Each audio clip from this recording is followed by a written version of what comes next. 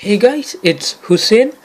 Today I have a unboxing of the Syllable G02 Battle High Performance in-ear headphone. Now this is noise cancelling, noise isolating, or noise cancelling, whatever you want to call it. So without further ado, let's just get into the box.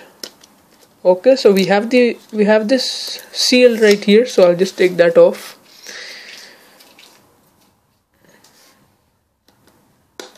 And we have to open this up like this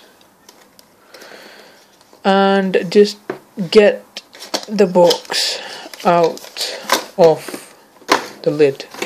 So let's just put that lid over there. Here we have the headphones themselves. They look like Beats Stores. Obviously it's a copy. It's not a copy, but Syllable is a really good and successful company. Here we have some extra ear tips and a clip. Here we have a pouch, and underneath that we have the manual, and that is basically it. So guys, that is pretty much the unboxing of the Syllable G02 Battle in-ear or Rattle. I don't really know what it says on the thing, but let's just have a look. Yes, it says Rattle, no Battle, so sorry about that.